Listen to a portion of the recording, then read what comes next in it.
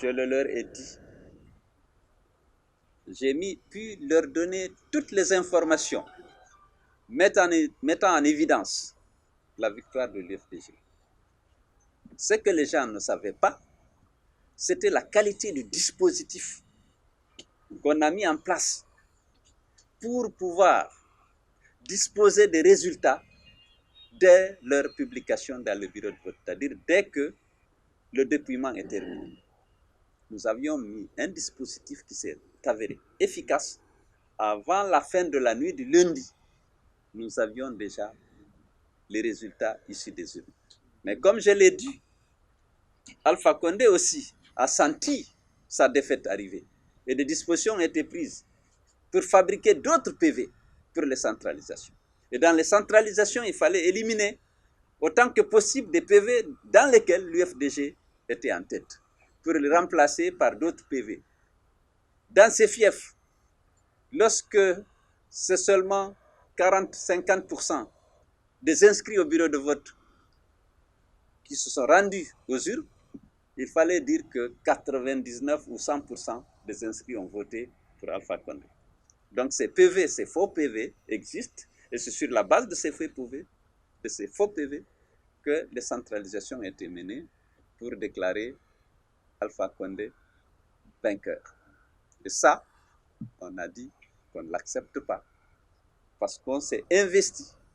On a investi beaucoup d'intelligence, d'énergie et de moyens techniques modernes pour pouvoir obtenir ces résultats, parce que ces résultats ont été transférés électroniquement à nos sièges.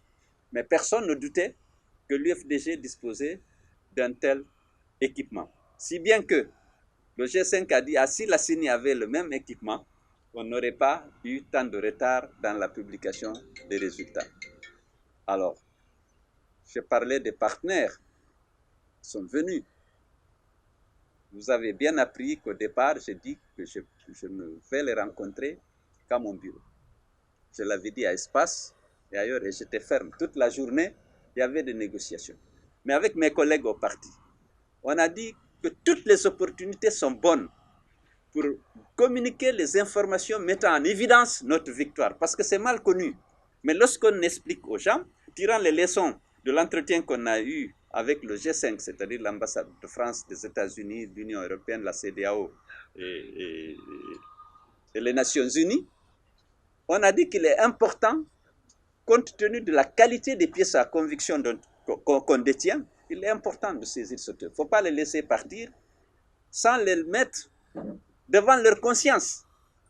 Et c'est ça, donc finalement, on a accepté, après qu'ils viennent et qu'on leur explique, tout en réaffirmant notre détermination à ne pas accepter le hold-up électoral et en leur faisant le reproche, bien entendu, de n'avoir rien pu faire pour ouvrir un dialogue pour préparer ces élections. Ils n'ont rien pu faire pour aider les Guinéens à se sortir de cette crise qui dure depuis 1 an. Chaque fois qu'ils sont venus, ils sont repartis, ils ont organisé des visioconférences, soi-disant pour préparer un dialogue politique. Mais comme Alpha ne veut pas de dialogue, parce qu'il n'a pas d'argument. Lui, comme disait l'autre, c'est l'argument de la force, et non la force des arguments. Donc il ne veut pas de dialogue. Voilà.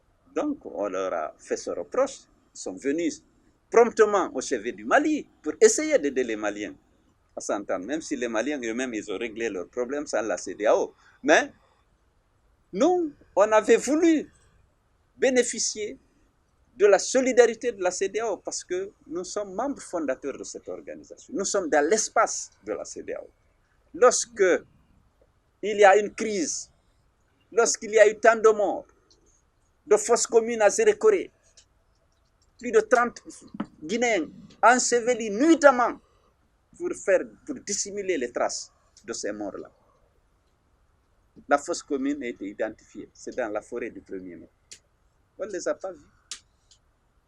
Ils ont abandonné les Guinéens dans les mains du tyran qui tuait, arrêtait, blessait, enfermait, sans jamais dire arrêtez ça, retrouvez-vous autour de la table de négociation pour aplanir vos divergences avant d'aller dans les élections. 90 morts par balle avec les manifestations du FNDC. On n'a pas vu la CEDEAO venir pour calmer le jeu, venez, on va s'asseoir. Qu'est-ce qui vous oppose? Comment on trouve une solution? Puisqu'Alpha Condé ne voulait pas négocier. Toutes les élections, on les a préparées à travers des dialogues politiques pour qu'on puisse ensemble définir un chronogramme consensuel et prendre toutes les dispositions pour garantir la transparence et l'équité du scrutin. Cette fois-ci, non, on est à les élections avec les règles d'Alpha.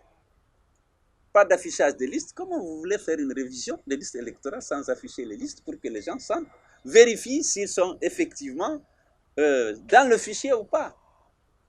La distribution des cartes. Vous n'avez pas de recours.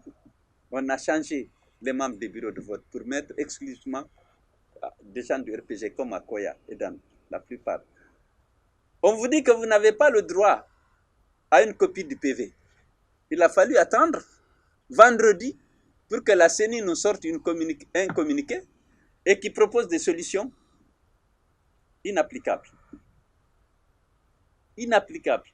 Donc tout ça, la Cour constitutionnelle rend un verdict faisant obligation à la CENI de donner une copie à chaque candidat.